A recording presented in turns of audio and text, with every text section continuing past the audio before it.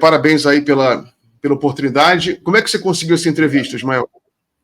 Olha, Miguel, eu estou em Curitiba, estou em Brasília, justamente para fazer algumas entrevistas, buscar algumas informações de bastidores. E na Câmara dos Deputados, eu encontrei um deputado do Paraná chamado Felipe Barros, que é do PL, Partido Liberal, partido do ex-presidente Bolsonaro, e ele me falou: Ismael, eu estou indo visitar o Bolsonaro, você topa fazer uma entrevista com ele, exclusiva, agora? Eu falei, vamos lá, não acreditei, eu falei, vou lá. Chegando lá, para minha surpresa, o Bolsonaro não só me atendeu, como concedeu a entrevista. Tudo o que eu perguntei, ele respondeu. Então, é o seguinte, eu aproveitei, né, e fiz a entrevista com o Bolsonaro. E o Felipe Barros é um deputado de direita, de Londrina, cidade de Londrina, que tem muitos embates com a esquerda lá.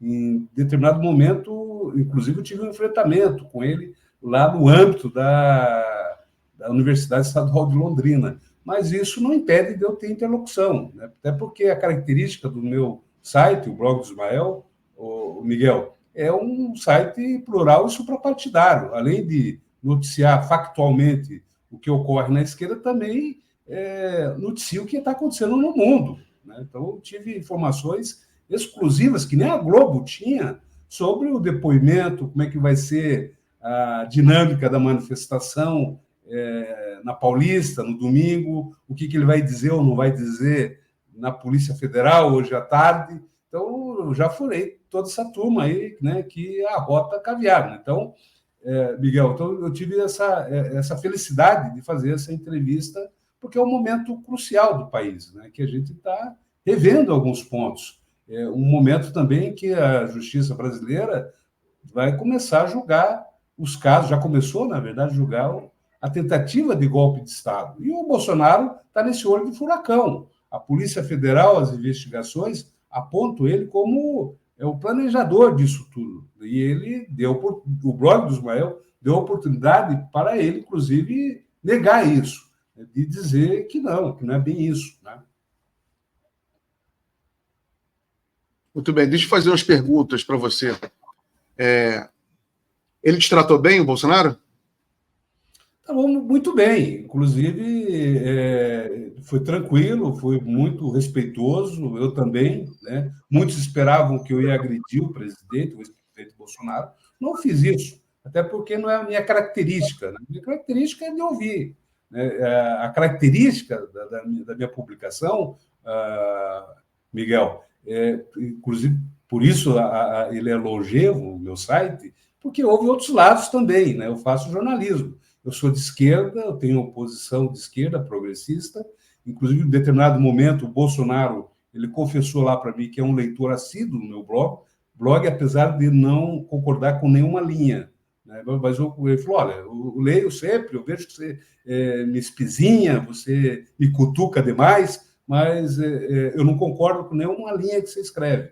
Então, ficou registrado. Né? Para mim, que tem esse trabalho, eu achei interessante também que o ex-presidente Bolsonaro acompanha minha publicação, né? Até porque eu tenho dado muitas informações com exclusividade sobre a Lava Jato, sobre até mesmo o próprio governo dele, já dei muitas informações. Então, isso tudo levou ele a acompanhar meu site, segundo ele, o Bolsonaro. Ismael, a entrevista, você pode falar quanto tempo... Você falou que você vai torturar a gente publicando em gotas, né? Mas você já publicou um pedaço. Você vai torturar a gente por quantos dias, semanas? Vai ser o quê? Vão ser meses ou semana que vem você publica tudo? Não, semana que vem, até porque é o seguinte, eu já passei também uns off, né? Essa do Tarcísio, que o Tarcísio vai ser o candidato, talvez você vá perguntar sobre isso, não sei se já adianto já. Pode, não, pode falar, pode adiantar já. Na conversa em off, o próprio Bolsonaro, ele disse para mim ali que o Tarcísio, o governador de São Paulo, Tarcísio de Freitas, será o candidato do grupo, né, da direita, da extrema-direita, à presidência da República nas eleições de 2026. Então, ele já disse que o Tarcísio é o candidato, será o representante dele.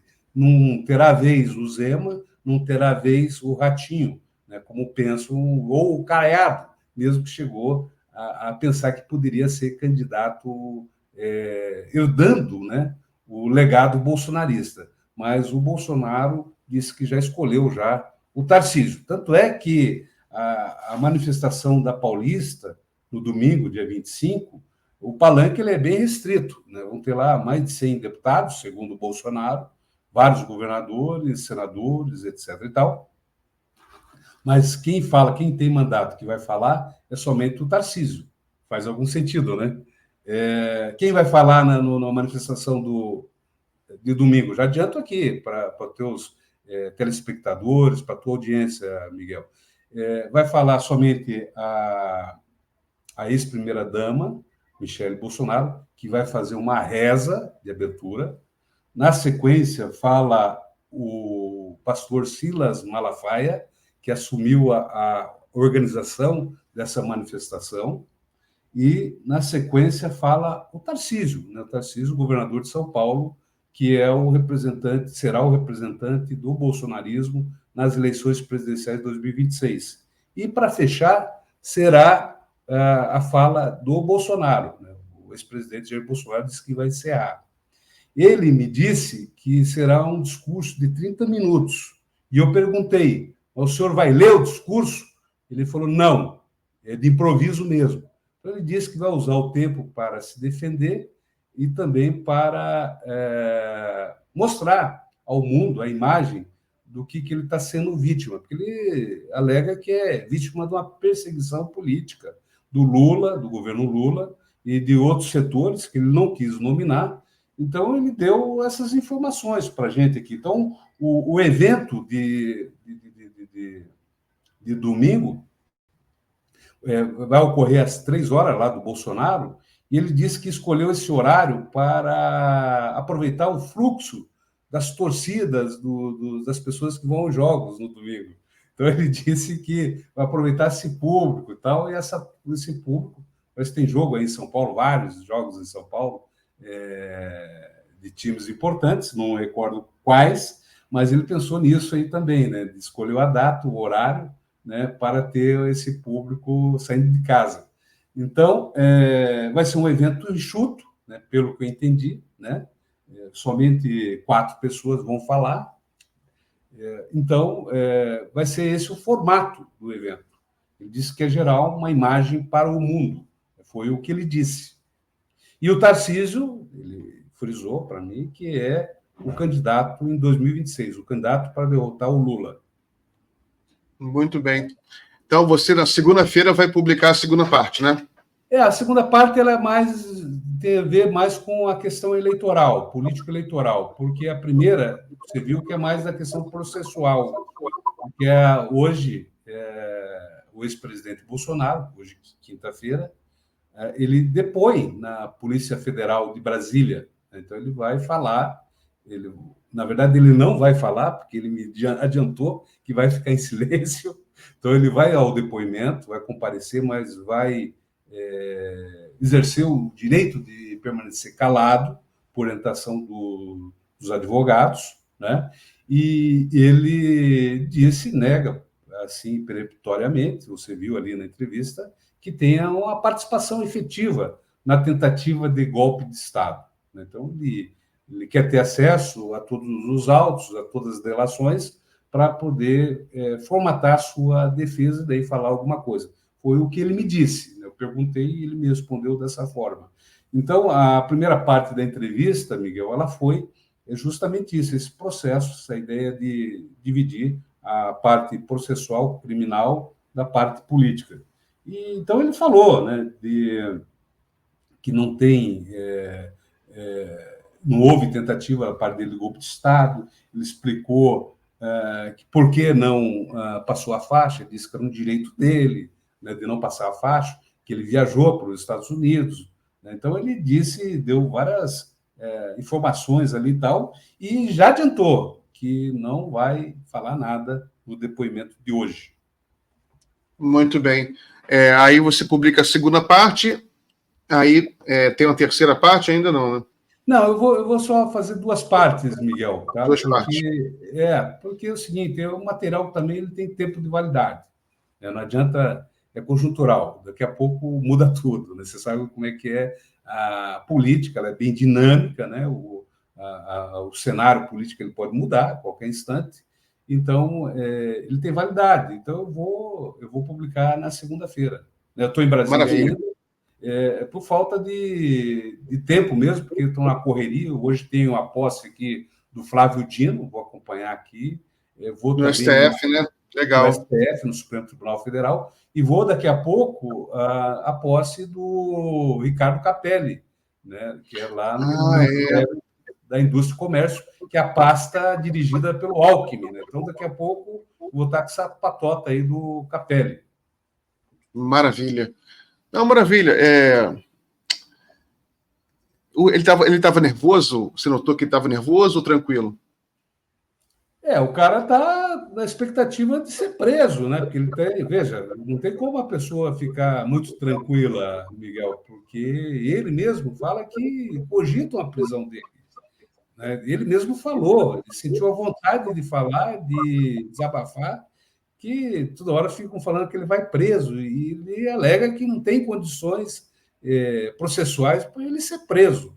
Então, ele está na defensiva, né? Ele está sendo processado. Quando alguém está processado, alguém fica na defensiva, né? E ele está na defensiva. Quem está na ofensiva é a Polícia Federal, que está investigando, que está abrindo inquérito, né, com o STF autorizando, e também há o risco, né, de ser preso, evidente. Só para terminar, então, ele não mencionou essa história, essa polêmica aí de Israel, Palestina, não mencionou nada disso, não? Sim, ele mencionou em off. Ele falou, ele avalia que é um gol de placa e um gol contra do Lula. É um gol de placa da direita, né, que tem uma bandeira, e ele avalia que o Lula deu um tiraço no pé. Então, é como ele avalia. Ele fala que foi um tiraço. No meu ponto de vista, eu penso diferente. Eu penso que essa crise com Israel é um fogo de palha. Até porque, se você for analisar Israel com o Brasil, é uma distância muito grande do ponto de vista econômico, de presença no mundo, de relações comerciais, PIB, né? População, em todos os aspectos. Né? O Brasil ele se relaciona com todo mundo árabe, inclusive Israel.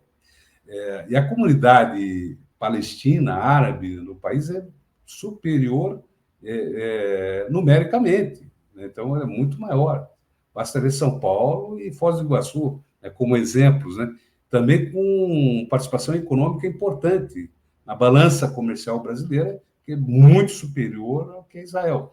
Então, é um fogo de palha. Se fosse um outro país de uma dimensão maior, em todos os aspectos, os Estados Unidos, por exemplo, se fosse essa rusga com os Estados Unidos, eu acredito que teria maior consequência.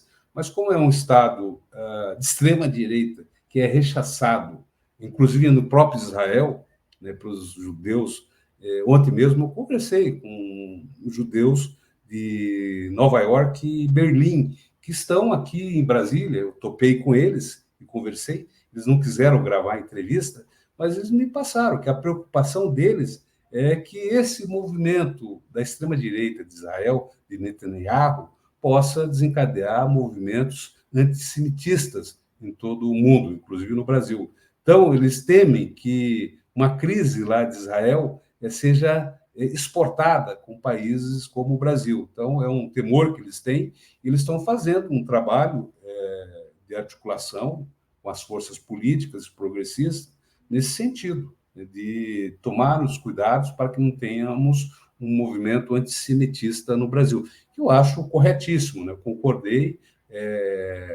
penso de fazer uma abordagem em algum momento sobre isso, né? Mas é isso que está ocorrendo nos bastidores, Miguel, então, sobre isso. Então, se tem a extrema-direita neopentecostal se movimentando para trazer a crise de Israel para dentro do Brasil, há um movimento, inclusive, de judeus, né, de desmontar essa bomba, de desativar essa bomba, né, isso do extremismo, do antissemitismo.